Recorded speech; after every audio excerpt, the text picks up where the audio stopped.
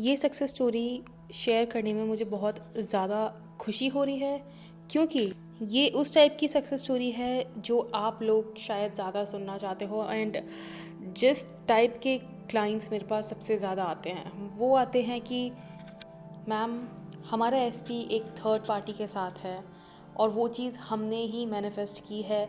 Initially हम बहुत negative सोचते थे, बट उसकी वजह से हमारा एसपी किसी और के साथ है अब।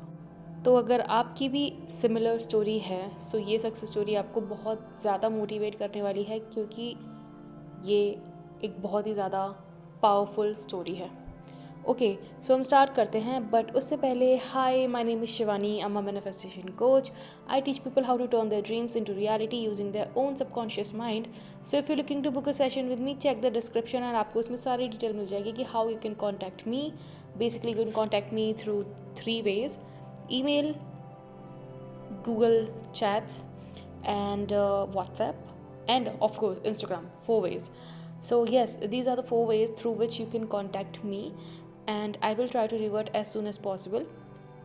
But हम आज का सक्सेस स्टोरी स्टार्ट करते हैं। मुझे ये सक्सेस स्टोरी भेजी है, बट इसमें नाम बताने के लिए मना किया गया है। So I am taking a fictional name which is Shalini. तो हम ये स्टोरी में जिस लड़की के बारे में बात कर रहे हैं वो है एक फिक्शनल लड़की जिसका नाम है शालिनी। ठीक है।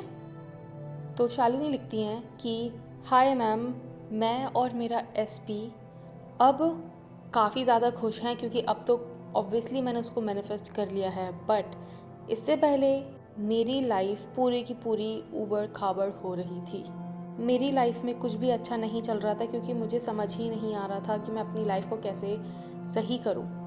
क्योंकि एक पॉइंट मेरी लाइफ में ऐसा आया जब मुझे लगा कि मेरे हाथ में कुछ है ही नहीं। आई यूज़ टू फील पावरलेस। कुछ समझ नहीं आता था कि किस से मदद मांगूँ। एस्ट्रोलॉजर्स के पास गई, टैरो रीडर्स के पास गई, बट किसी से भी मुझे कुछ भी हेल्प नहीं मिली। क्योंकि किसी के भी पास जब मैं जाती थी, टैरो रीडर्स के पास जाऊँ या एस्ट्रोलॉजर्स के पास जाऊँ, तो हर कोई मुझे मेरा फ्यूचर बताता था, और मुझे ऐसा लगता था कि ये लोग मेरा वो फ्यूचर बता रहे हैं जो शायद मैं चेंज नहीं कर सकती। बट उसके बाद लॉ ऑफ अट्रैक्शन ने मेरी पूरी ज़िंदगी चेंज कर दी। हुआ ये, जैसे कि आपको तो पता है, बट जो व्यूअर्स देख रहे हैं उनको मैं ये बताना चाहती हूँ कि मैं और मेरे एसपी एक कॉलेज में एक फेस्ट में मिले थे। मैं दूसरे डिपार्टमेंट में थी, वो दूसरे डिपार्टमेंट में थे, और हम दोनों एक कॉलेज के कॉमन फेस्ट में मिले थे, जहाँ पे उसने मुझे पहले अप्रोच किया था, मेरे एसपी ने मुझे पहले अप्रोच किया था। और मैं तो एक डिस्टेंस पे खड़ी थी, बट मेरे एसपी ने जब मुझे अप्रोच किया तो उन्होंने मुझसे बोला कि हाय, कैसी हो, मैं तुम्हें बहुत देर से देख रहा हूँ, एंड आई नोटिस कि तुम्हारा ड्रेसिंग सेंस बाकी सारी लड़कियों से बहुत ज़्यादा डिफरेंट है और बहुत ज़्यादा यूनिक है, और मुझे बहुत अच्छा लगा। So I really like the way you dress up. मैंने भी जब उस लड़के को पहली बार देखा तो एक बटरफ्लाई जैसी फीलिंग मेरे स्टमक में मुझे फील हुई। ऐसा लगा कि ये लड़के को मैंने पहले कभी तो देखा है, बट समझ नहीं आ रहा कि कहाँ देखा है। बहुत ही familiar फेस लग रहा था। फिर उसके बाद पूरे फेस्ट हमारा 3-4 दिन का था, तो उसमें हम लोग रोज़ मिलते थे, हमारी रोज़ बातें होती थी। और फिर फेस्ट के आखिर में हम दोनों ने अपना नंबर एक्सचेंज कर लिया था, और हम लोग पोस्ट ग्रेजुएशन के फेस्ट में मिले थे। तो हम दोनों ही पोस्ट ग्रेजुएशन कर रहे थे। मैं डिप्लोमा कर रही थी, वो डिग्री ले रहे थे। मुझे बहुत सारे लोग बोलते तो थे कि मैं काफ़ी अच्छी दिखती हूँ, काफ़ी अच्छा मेरा ड्रेसिंग सेंस है, काफ़ी अच्छा मेरी ओवरऑल पर्सनालिटी है। बट अपने कलर को लेके मैं थोड़ी सी डाउन फील करती थी, क्योंकि मुझे ऐसा लगता था कि गोरी लड़कियाँ ही ज़्यादा सुंदर होती हैं। चाहे वो मोटी भी हों, बट गोरी होती हैं तो वो अच्छी लगती हैं, क्योंकि मोटा या पतला होना तो हम अपने कंट्रोल में कर सकते हैं, बट गोरा या काला होना हम अपने कंट्रोल में नहीं कर सकते। और मेरा कलर थोड़ा सा डस्की साइड पे था।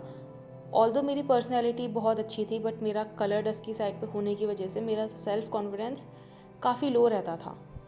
और ऐसे ही बात करते करते करते करते मुझे 2 महीने हो गए, और उस बीच में मुझे नहीं पता लगा कि मैंने अपने दिमाग में कितनी नेगेटिव चीज़ें बनाई थी।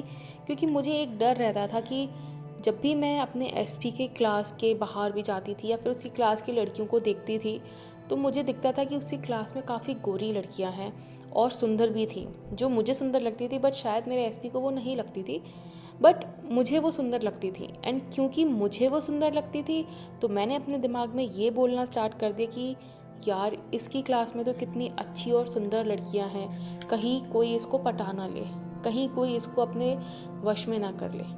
और यही मैं सोचती रही 4-5 महीना मैं ये चीज़ सोचती रही। और उस बीच में मैंने नोटिस किया कि मेरे एसपी का बिहेवियर थोड़ा थोड़ा चेंज होने लगा है। हमारा रिलेशनशिप स्टार्ट होने के चौथे महीने में मैंने नोटिस किया कि मेरा एसपी मुझसे बातें छुपाने लगा है। वो टाइम पे मेरे कॉल्स नहीं पिक करता था, मैं मैसेज करती थी तो लेट रिप्लाई करता था। पहले ऐसा होता था कि हम लोग कैंटीन में मिला करते थे, बट अब तो उसने मुझसे कैंटीन में मिलना भी बहुत कम कर दिया था। वो बोल देता था कि मैं अभी बिज़ी हूँ, मैं लेक्चर ले रहा हूँ, या ये कर रहा हूँ या वो कर रहा हूँ। बेसिकली बहाने मार देता था, बट हम मिल नहीं पाते थे। फिर एक दिन ऐसे ही कॉलेज में घूमते घूमते मैंने अपने एसपी को किसी और लड़की के साथ घूमते हुए देखा, और उन दोनों ने हाथ में हाथ डाल रखे थे। और मैम मानो मेरी पैरों से ज़मीन खिसक गई थी, क्योंकि जो चीज़ मैं सोचा करती थी इतने महीनों से, वही चीज़ आज मेरे सामने हो रही थी। और मैंने तो अपने आप से ये बोलना स्टार्ट कर दिया कि मुझे तो पता था ऐसा ही होगा, क्योंकि ये सुंदर लड़कियों के पास ही ज़्यादा जाएगा, ये गोरी लड़कियों के पास ही ज़्यादा जाएगा। और वो जो लड़की थी वो काफ़ी गोरी थी और काफ़ी सुंदर भी थी। तो ऐसे ही करते करते 1 महीना हो गया और हमारी बातचीत बिल्कुल बंद हो गई। और जब भी मैं उससे पूछती थी, जब भी मैं उसको कन्फ्रंट करने की कोशिश करती थी कि वो लड़की कौन है या क्या है उससे रिलेशन तुम्हारा, तो वो कभी भी मुझे बताता नहीं था और हमेशा बात टाल देता था कि वो सिर्फ मेरी फ्रेंड है। बट जब मैं उससे बोलती थी कि फ्रेंड है तो सिर्फ हाथ में हाथ डाल के क्यों घूम रहे हो, तो वो बोलता था कि तुम गलत मतलब ले रही हो और तुम्हारा तो दिमाग ख़राब हो गया है। मतलब मुझे बहुत ज़्यादा डाउनग्रेड करता था। फिर एक दिन मैंने अपने एसपी के किसी कॉमन फ्रेंड के थ्रू उस लड़की का नंबर निकाला और मैंने उस लड़की को कॉल किया। और जब मैंने उसको कॉल किया तो उस लड़की ने मुझे बताया कि हाँ, वो दोनों रिलेशनशिप में हैं और उनका रिलेशनशिप अभी अभी स्टार्ट हुआ है। मैम मैं आपको बता भी नहीं सकती कि मुझे कितना बड़ा झटका लगा था उस दिन। पहले तो मुझे सिर्फ शक था, बट अब जो कंफर्मेशन मुझे मिल गया है उसके बाद तो मुझे ऐसा लग रहा था कि मेरा जीना ही बेकार है। मैं दिन भर रोती रहती थी, कॉलेज जाने से पहले रोती थी, कॉलेज में अंदर बैठ के रोती थी, सिर्फ जब लेक्चर लेती थी तब नहीं रोती थी, क्योंकि मैं किसी को दिखाना नहीं चाहती थी। बट जब भी वॉशरूम जाती थी तब रोती थी, जब भी कोई अकेले में कुछ काम करती थी तब रोती थी। और मेरे एसपी ने भी मुझसे बात करना बंद कर दिया था। वो मुझे बोलता था कि तुम बहुत ज़्यादा नेगेटिव सोचते हो, तुम बहुत ज़्यादा साइको हो, तुम्हारा दिमाग ख़राब हो चुका है। तब मैं भगवान से बस एक ही चीज़ प्रे करती थी कि भगवान जी मुझे मेरा एसपी वापस दिला दो। और इसी बीच में मुझे लॉ ऑफ अजम्पशन के बारे में पता लगा। मैं ये नहीं बोलूँगी कि मुझे लॉ ऑफ अट्रैक्शन के बारे में पता लगा, क्योंकि लॉ ऑफ अट्रैक्शन के बारे में मुझे लॉ ऑफ अजम्पशन के बाद पता लगा था। पहले मुझे लॉ ऑफ अजम्पशन के बारे में पता लगा। और जब मुझे लॉ ऑफ अजम्पशन के बारे में पता लगा तो मुझे ऐसा लगा मानो कि मुझे मेरी खोई हुई शक्ति वापस मिल गई है। जब मुझे लॉ ऑफ अजम्पशन के बारे में पता लगा, जब आपके चैनल के बारे में पता लगा, तो उसके बाद मुझे ये रियलाइज़ हुआ कि मैं जो अपने बारे में नेगेटिव बोला करती थी, अपने ही खुद को सेल्फ साबोटाज करती थी, आज उसी की वजह से शायद मेरी लाइफ में थर्ड पार्टी अट्रैक्ट हुई है। बट जैसे ही मुझे ये इन्फॉर्मेशन मिली, मेरे लिए काम करना बहुत ज़्यादा आसान हो गया और मुझे फिर से वापस से पावरफुल फील होने लगा। फिर उसके बाद मैंने आपसे जो एफर्मेशंस और जो विजुअलाइजेशन सीन लिया था, मैंने वो चीज़ करना स्टार्ट कर दिया और मैं देखने लगी कि मेरा एसपी तो अभी वैसा ही है, बट मुझे आसपास के लड़कों से काफ़ी ज़्यादा अटेंशन मिलने लगा है वापस से, जो मुझे पहले मिलता था जब मैं अपने एसपी के साथ रिलेशनशिप में आई थी। मेरी लाइफ में काफ़ी चीज़ें ऐसी अट्रैक्ट हो रही थी जो बहुत टाइम से रुक गई थी। बहुत सी अपॉर्चुनिटीज़ ऐसी आने लगी जो पहले मुझे नहीं आती थी, जो मैं चाहती थी कि मेरी लाइफ में आए। बट मेरे एसपी के अंदर मुझे कोई मूवमेंट नहीं दिख रहा था। उसके बाद जब मैंने आपसे बात की तो मुझे एक्चुअली में ये चीज़ पता लगी कि मैं कहाँ गलत कर रही हूँ। और मुझे ये चीज़ समझ में आई, मैं अफर्मेशंस तो करती थी, पर उसके बाद मैं पूरा दिन बहुत ज़्यादा नेगेटिव हो जाती थी, मैं अपना स्टेट ऑफ कॉन्शियसनेस चेंज नहीं करती थी। बट मेरे साथ उसके बाद एक बहुत ऐसी चीज़ हुई जिसने मेरा मोराल बहुत ज़्यादा तोड़ दिया। वो चीज़ मेरे लिए ऐसी थी जिससे कि मैं शायद इतनी जल्दी बाहर ना आ पाती अगर मुझे सही गाइडेंस ना मिला होता तो। क्योंकि हमारा जो पोस्ट ग्रेजुएशन था वो ऑलमोस्ट ख़त्म होने वाला था, तो मेरे एसपी ने मेरी जो थर्ड पार्टी थी, जो हमारे बीच में थर्ड पार्टी थी, उसके घर पे रिश्ता भेज दिया था। और मुझे समझ नहीं आ रहा था कि मैं इस चीज़ पे कैसे रिएक्ट करूं, मैं रोऊं या अपनी किस्मत को बुरा भला बोलूं, क्या करूं, मुझे नहीं समझ आ रहा था। बट उसके बाद आपकी एक वीडियो मेरे सामने आई जिसमें था कि हमारे सर्कमस्टांसेस नेवर मैटर, क्योंकि हमारे सर्कमस्टांसेस हमारे पास्ट थॉट्स एंड एक्शंस का एक रिज़ल्ट है, और हमें तब तक अपने सर्कमस्टांसेस को प्रॉपर करेक्ट नहीं मानना चाहिए जब तक वो हमारे जो दिमाग में चल रहा है उससे मैच ना हो जाएं। आपकी ये एक लाइन मेरे दिमाग में ऐसी हिट हुई मानो मेरे सारे प्रॉब्लम्स का सल्यूशन मुझे उसी लाइन से मिल गया। और उसके बाद मैंने जो परसिस्ट करना स्टार्ट किया है, मतलब मैं अपने दिमाग में एक भी ऐसा शब्द नहीं आने देती थी जिसका मतलब हो कि हम मैरिड नहीं हैं। जब मैं 2 महीने तक कंटिन्यूसली परसिस्ट करती रही, मुझे कोई एक्शन, कोई रिज़ल्ट नहीं मिला, बट मैंने सिर्फ अपने इंटरनल विजुअलाइजेशन सीन पे फोकस रखा।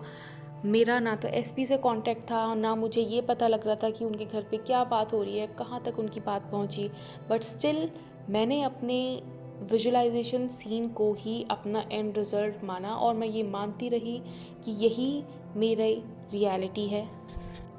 और 2 महीने बाद मेरे एसपी, जिसने मुझे ब्लॉक कर दिया था, उसने मुझे वापस से अनब्लॉक करके मुझे मैसेज किया, और उसने उस मैसेज में लिखा कि हाय शालिनी, मैं तुम्हारे बारे में सोचना बंद नहीं कर पा रहा हूँ। मुझे नहीं समझ में आ रहा है कि मुझे अचानक से हमारे पुराने बीते हुए मोमेंट्स क्यों याद आ रहे हैं। शायद मुझे ये जो याद आ रहे हैं उनका यही मतलब है कि तुम ही मेरी सच्ची लाइफ पार्टनर हो।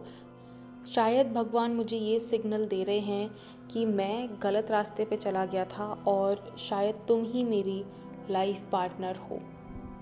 एंड मैम, आप यकीन नहीं करोगे, बट आपने जो अफर्मेशंस दिए थे उसके अंदर एग्जैक्टली ये सेम चीज़ लिखी हुई थी, और उसने 2 महीने बाद मुझे यही सेम चीज़ बोली, और मैं समझ भी नहीं पा रही थी कि ये सब फाइनली हो रहा है। मतलब जो चीज़ मैं 2 महीने से जिस चीज़ में परसिस्ट कर रही हूँ वो फाइनली आज मेरी रियलिटी में हो रहा है। दैट मीन्स मेरी 3D रियलिटी में जो मेरे पास्ट थॉट्स हैं, पास्ट बिलीव्स हैं, उन्होंने मैनिफेस्ट करना बंद कर दिया है। और उसके बाद मुझे जो एनर्जी फील हुई है मैं आपको बता भी नहीं सकती हूँ।